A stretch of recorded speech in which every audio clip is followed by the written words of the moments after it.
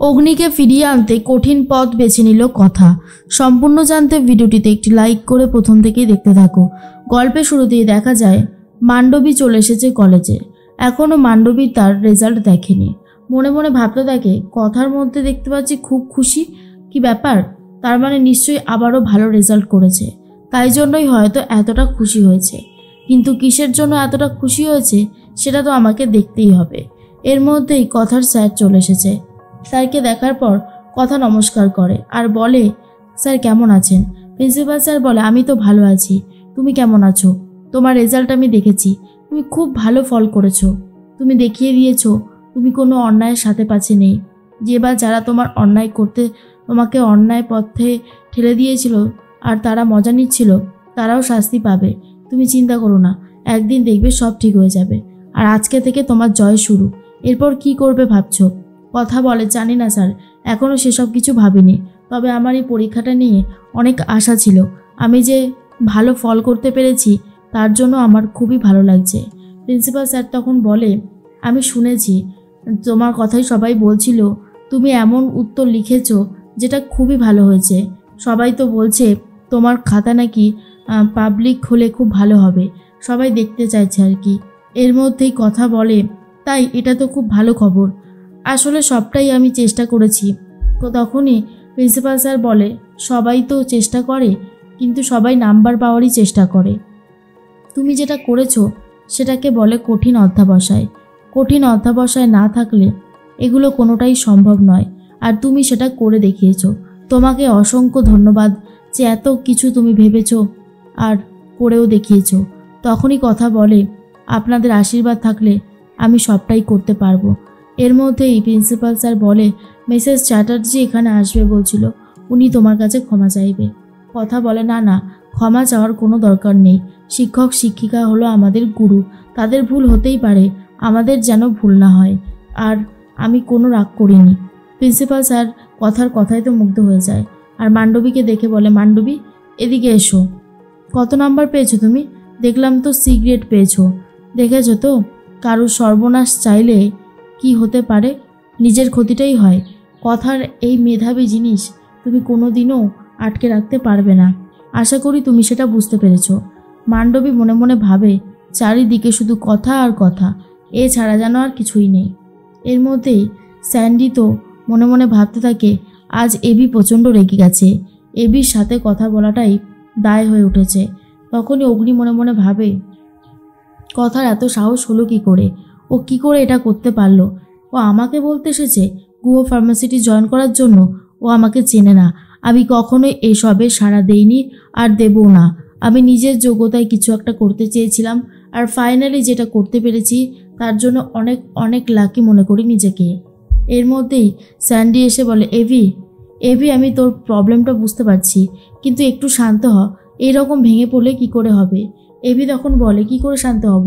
আমি তো আর পাচ্ছি না, আমার কষ্ট হচ্ছে। তুই ভাবতে পারছিস আমাকে কথা বলছে গুহ ফার্মাসিটি জয়েন করার জন্য? ওর এত বড় ক্ষমতা। দূর থেকে মান্ডবী সবটা শুনতে থাকে আর বুঝতে পারে কথার জন্যই এভি প্রচণ্ড রেগে গেছে। এর মধ্যেই দেখা যায় কথার খবরটা পৌঁছে যায় কর্তা দাদুর কানে। কর্তা দাদু তো খুব খুশি হয় আর তারপরেই সবাইকে ডাকতে শুরু করে। তখন ঠাম্মি ছোট কাকিমণি চলে এসেছে আর বলে, কি হয়েছে বাবা? তখনই কর্তা দাদু বলে, আরে একটা দারুণ খুশির খবর আছে, আমাদের কথা মা পরীক্ষায় ফার্স্ট হয়েছে। আর এটা শোনার পর কর্তা দিদা নিজেও খুব খুশি হয় আর বলে, বাহ, এটা তো দারুণ খুশির খবর।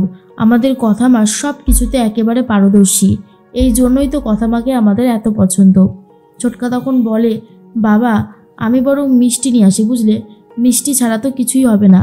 তখনই কর্তা দাদু বলে, হ্যাঁ হ্যাঁ, যাও গিয়ে নিয়ে এসো। আজকের দিনটা সত্যি অনেক আনন্দের, আমার তো এখনই কত আনন্দ হচ্ছে। কর্তা দিদা একই কথা বলতে থাকে। অন্যদিকে ছোটকা তো মিষ্টি আনতে বেরিয়ে পড়েছে।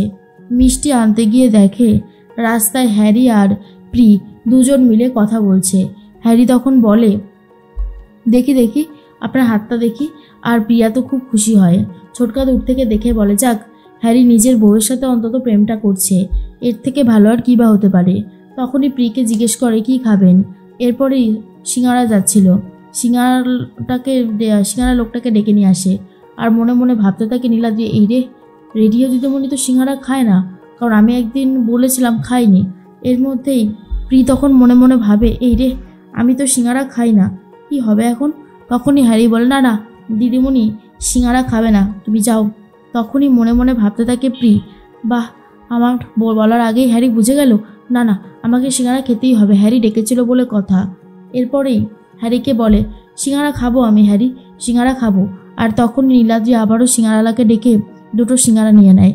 আর দুজন মিলে খেতে থাকলে প্রিয়ার তো হাতে ছ্যাঁকা লেগে যায়, এতটাই গরম তার জন্য নীলাদ্রি ফু দিয়ে দিয়ে খাইয়ে দেয়।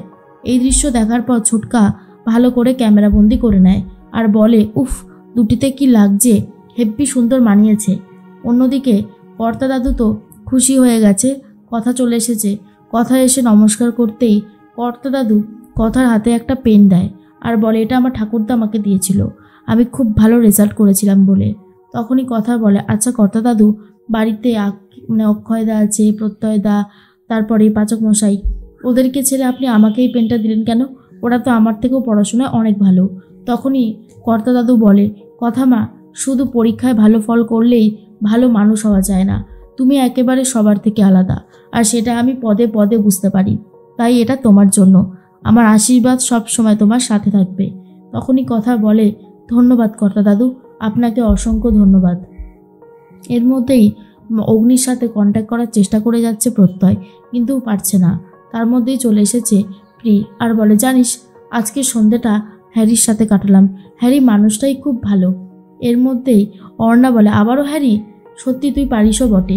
প্রি তখন বলে, আরে আমার হ্যারিকে খুব ভালো লাগে, সেটা অন্তত বোঝার চেষ্টা কর।